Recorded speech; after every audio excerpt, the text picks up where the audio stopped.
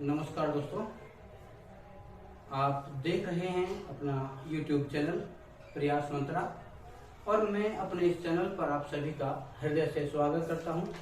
दोस्तों, आपके मिल रहे सहयोग का मैं बहुत हृदय से आपका आभार व्यक्त करता हूं। मित्रों, एस्टेट से संबंधित जो हमने वादा किया था उसकी आज हम दूसरी वीडियो आप तक लेकर के आए हैं।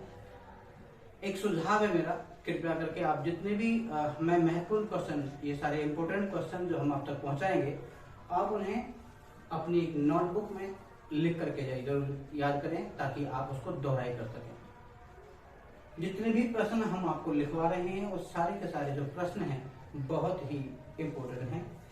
तो उम्मीद करता हूं कि पहली जो वीडियो है वो आपको लाभान्वित करेगी। आज दूसरी वीडियो, इसमें से 20 क्वेश्चन हैं, आगे एक और लगेगा। अभी 10 क्वेश्चन देख रहे हैं, एक और पेज पर आपको 10 क्वेश्चन मिलेंगे। तो ये चाहे आप पीजीटी हिंदी दे रहे हो, एस्टेट दे रहे हो, या नेट दे रहे हो, या डीएसएसबी या सीईटी या एस्टेट, कोई भी प्रतियोगिक परीक्षा दे रहे हो, आप इन क्वेश्चंस को आप एक बार याद जरूर अवश्य करें। और अगर वीडियो पसंद आए तो मित्रों एक लाइक का जो बटन है वो अवश्य दबाएं, क्योंकि आपके लाइक के बटन दबाने से मुझे एक ऊर्जा मिलेगी, एक टीचर को थोड़ा सा एहसास होगा कि वो उसका जो कराया गया कार्य है वो ठीक अवस्था में चल रहा है। तो चलिए स्टार्ट करते हैं अपनी वीडियो, जो कि सेकंड वीडियो हमारी। पहला प्रश्न है, भक्तमाल किस कवि की रचना है? तो भक्तमाल नाभादास जी की रचना है, आप उसे अवश्य नोट कीजिए। नाभादास जी की रचना है भक्तमाल।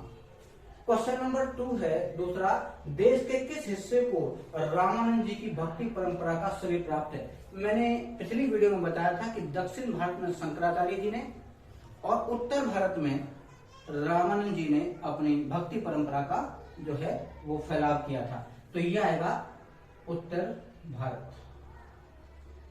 उत्तर भारत में रामानंद जी ने जो है वो भक्ति परंपरा चलाई थी, फैलाई थी।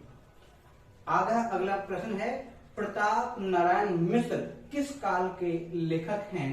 ये आधुनिक काल के लेखक हैं। ये तो आप समझ पाए होंगे कि आधुनिक काल, इसका भी सब काल क्या है, वो है भारतेंदु युग या काल। तो अगर प्रश्न आता है कि किस काल के हैं, तो आप देखेंगे यहां भी लिखा है किस काल के लेखक हैं। तो काल तो आधुनिक है, लेकिन उसका सब पार्ट है वो है भारतेंदु युग। ये इंपोर्टेंट क्वेश्चन है, इसे नोट अवश्य कीजिए। आगे है, तार कूट संदेश या ये रेडियोग्राम किस वर्ग के आते हैं? ये आते हैं द्रुत पत्र में, ये आएंगे द्रुत पत्र में।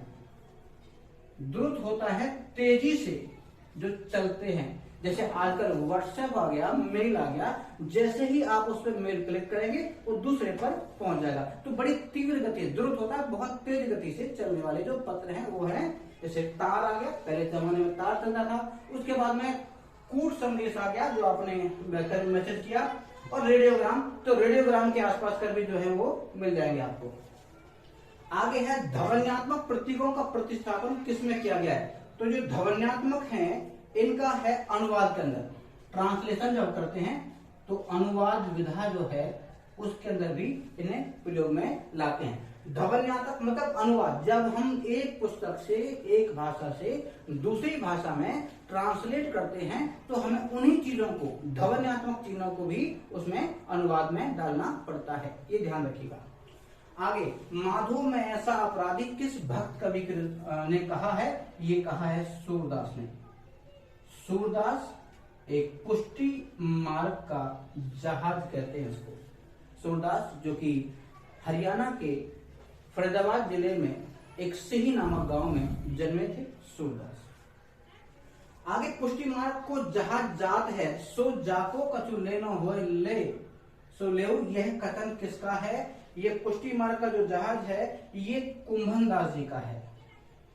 कुंभन दास जी ने कहा था कि पुष्टि मार्ग का जहाज जा रहा है, जिसको कुछ भी लेना हो वहां से ले सकता है।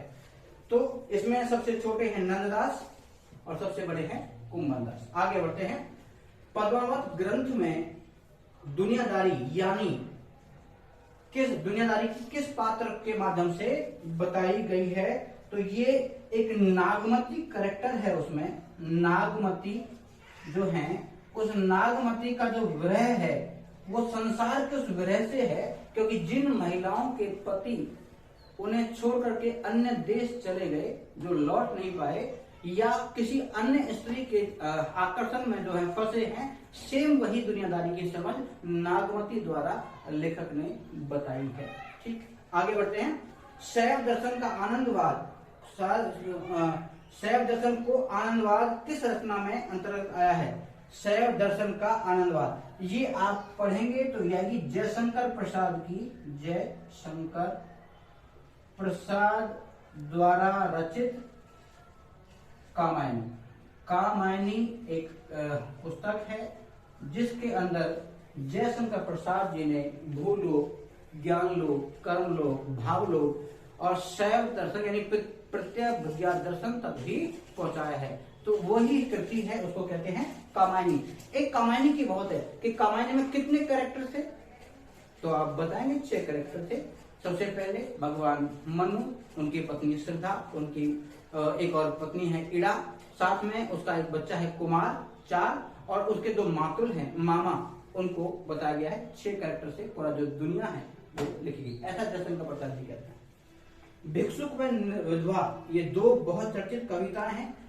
किस कवि द्वारा लिखी गई हैं? ये महाकवि निराला, महाकवि निराला जी द्वारा।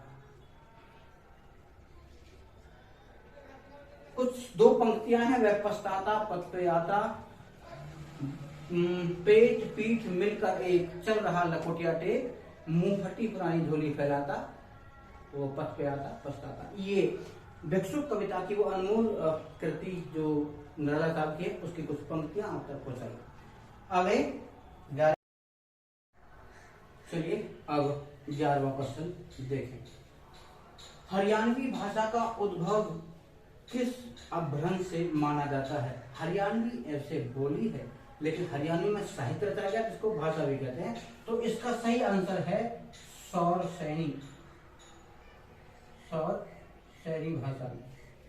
आगे जो सौरसैनी है उसमें हरियाणवी भाषा का उद्भव विकास मिलता है। आगे, राम बोला नामू है गुलाम राम शाही को, तो ये पंक्तियां किसकी हैं? ये महाकवि तुलसीदास जी ने कहा था, क्योंकि उनका नाम था राम बोला, क्योंकि राम जी के अनन्य भक्त थे, इसलिए उनको राम बोला कहा जाता था। चलिए आगे देखें। उर्दू, उर्दू शब्द का जो अर्थ है वो है, क्या अर्थ है? एक तो कहते हैं छावनी, उर्दू को कहते हैं छावनी या लश्कर। लश्कर मतलब सेना, इसको हम सेना कहते हैं। या उर्दू का एक सही अर्थ है जहां पर सेना जाती थी और जहां उन्होंने रोक करके शिविर लगाया, शाही शिविर भी इसको हम कह सकते हैं। तो उर्दू का अर्थ होता है शाही शिविर या छावनी या फिर लश्कर या सेना, उर्दू का शब्द। आगे, रीति संप्रदाय के प्रवर्तक कवि कौन है? तो रीति जो है वो वामन का रीति संप्रदाय है। आचार्य जो है वो वामन है, वामन ने रीति संप्रदाय लिखा है, संप्रदाय के प्रवर्तक माने हैं। चलिए आगे देखते हैं। नेक्स्ट क्वेश्चन है, धवन्या लोक कृति के लेखक का नाम क्या है? तो इनका नाम है आनंद वर्धन, आनंद वर्धन, क्योंकि उनकी बहुत बहुमूल्य कृति है ये आनंद वर्धन की, उनको कहा गया है धवन्या लोक। आगे है क्वेश्चन नंबर 16 है कि बांग्ला साहित्य में चर्या गीत, बांग्ला साहित्य के चर्या गीत का संबंध किससे है? ये बौद्ध धर्म से है, बौद्ध धर्म। और बौद्ध धर्म की भी एक शाखा विशेष है, नाम है महायान, महायान। इस महायान शाखा से संबंधित है ये, क्योंकि जो बांग्ला साहित्य के चर्या गीत हैं वो बौद्ध धर्म में लिखे गए और बौद्ध धर्म के भी जो आपका महायान शाखा है उसके अंदर आते हैं। आगे देखें, राजभाषा विधेयक कब पारित हुआ? वैसे राजभाषा आयोग बना था 1952 में, जबकि विधेयक हुआ था 1963 में।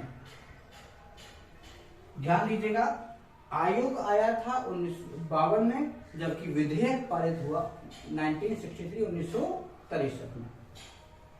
नेक्स्ट क्वेश्चन है, बांग्ला साहित्य में महत्वपूर्ण बाल लेखन। बांग्ला साहित्य में महत्वपूर्ण बाल लेखन किसने किया? ये है शरत चंद्र ने। शरत चंद्र, शरत चंद्र ने। ठीक है, आगे बढ़ते हैं। चरित्रहीन उपन्यास के लेखक कौन हैं? तो चरित्रहीन उपन्यास के लेखक हैं शरत चंद्र, शरत चंद्र, और ये लिखा गया था 1917 में। ये इंपॉर्टेंट है, इसे आप नोट अवश्य कीजिए। तो चरित्रहीन जो उपन्यास है शरत चंद्र जी ने लिखा और था 1917 में। आगे है अनुमितिवाद। क्या है ये? शंकुक एक आलोचक है, शंकुक, और शंकुक का है, शंकुक ने इसे बनाया था। तो अनुमितिवाद शंकुक का ही एक दर्शन है। तो ये थे हमारे 20 महत्वपूर्ण क्वेश्चन। उम्मीद करता हूं कि ये आपको पसंद आएंगे और आपको लाभान्वित होंगे। जल्दी ही एक नई वीडियो के साथ और 20 क्वेश्चन हर दिन कोशिश करेंगे आप तक पहुंचे और सभी आपके लिए लाभकारी हों। अगर मेरा कार्य आपको पसंद आया हो तो कृपया करके लाइक करें, और जो मेरे चैनल पर नए हैं वो सब्सक्राइब करें, शेयर करें। आपका बहुत बहुत धन्यवाद। जय भारत, नमस्कार।